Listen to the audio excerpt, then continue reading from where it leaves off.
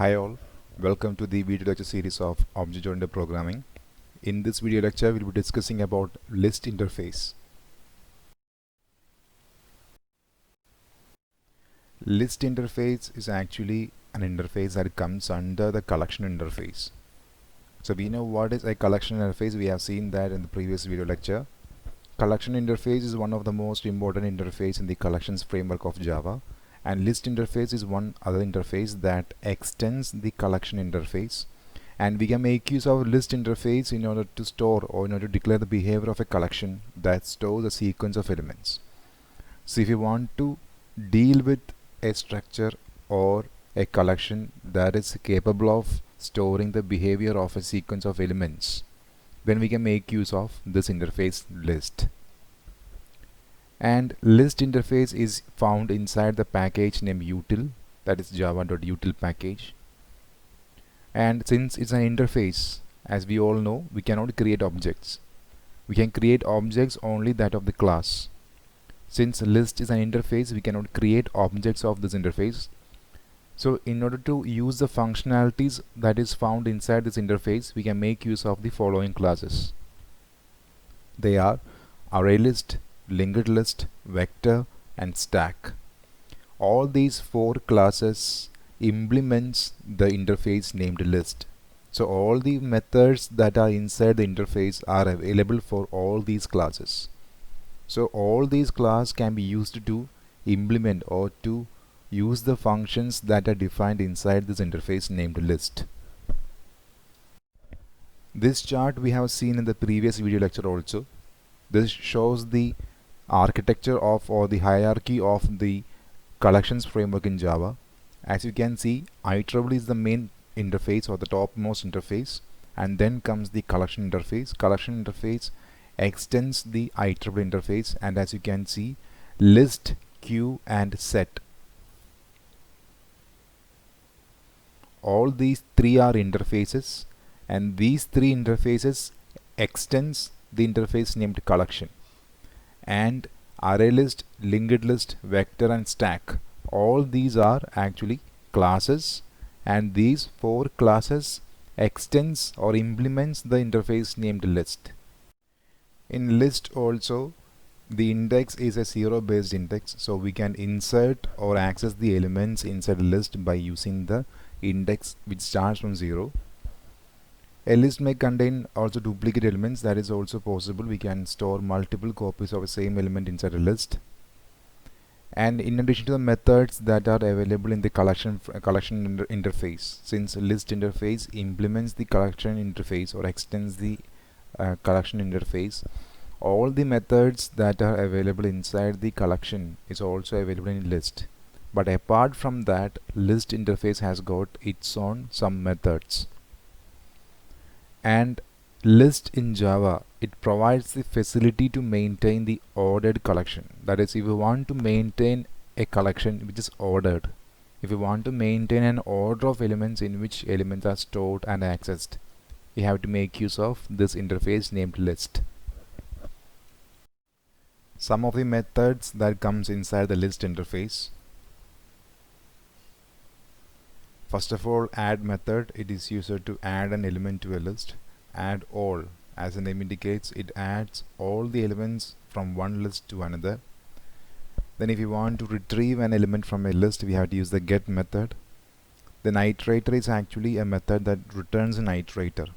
That is, if you want to go through all the elements inside a list, there is something known as an iterator, which helps us to go through each element inside the list one by one. We will study about iterators in detail in upcoming sessions. Then set, this method is used to change the elements of a list. Suppose we have an element inside a list at index number 2. If we want to change that element, if we want to replace that element by anything else, any other element, we have to use this method. Remove method. This method removes one element from the list. Remove all means it removes everything from the list. Clear means remove all the elements from the list, but both are similar, but clear method is more efficient than remove all. Then size of the list, as we know that the list is dynamic, So if you want to know the current size of the list, the number of elements inside the list at present, we have to make use of this method named size. Then if you want to convert a list into an array, we can make use of toArray method. Then if you want to check whether any particular element belongs to a list or not, we want to check whether an element is there inside the list or not, we can make use of this method named contains. This method returns true if a list contains a specified element. Otherwise, it returns false. Now, how to create a list?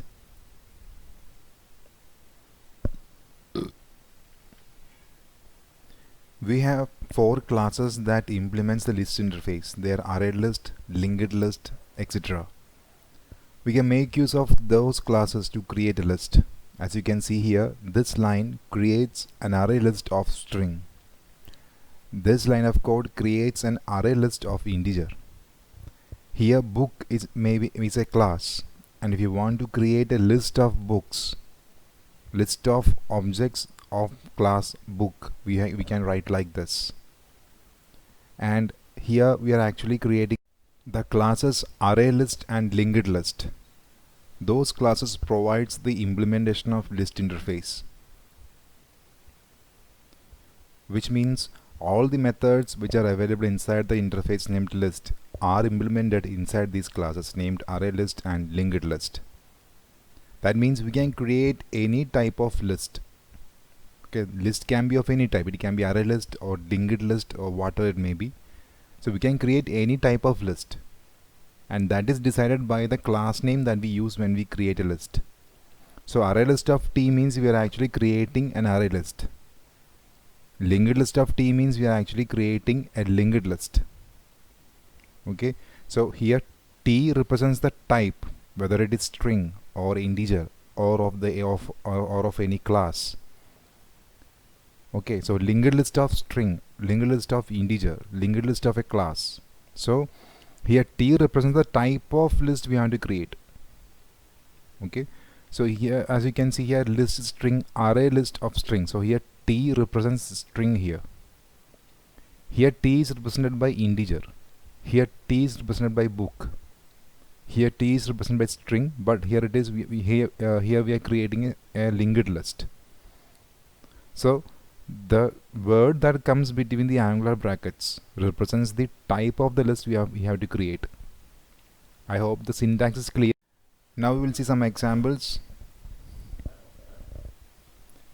In this example, we are creating a list of type string, and it's an array list, and we are using the method add to insert the elements into that list.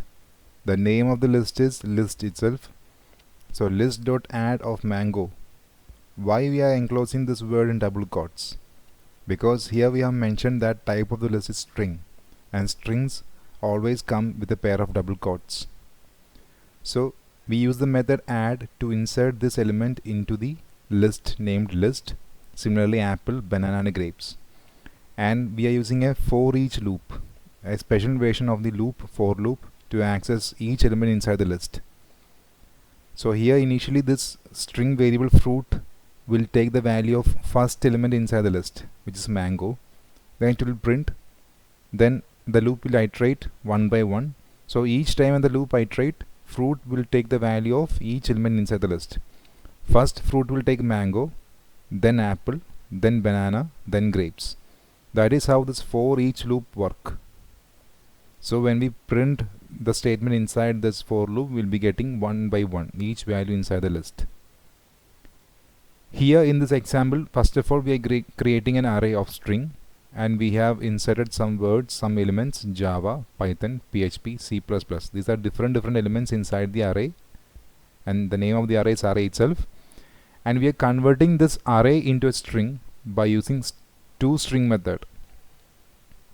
Okay, we are converting this array into a string by using the toString method. See, we are passing the array, this array as the parameter. So this method takes the parameter and converts that into a string. And then we are creating a list of type string. Okay, and the name of the list is list itself. Okay, and then we are converting and we are creating an array list of type string. And then see, again we are using a for each loop. Here we are actually looping inside the array named array.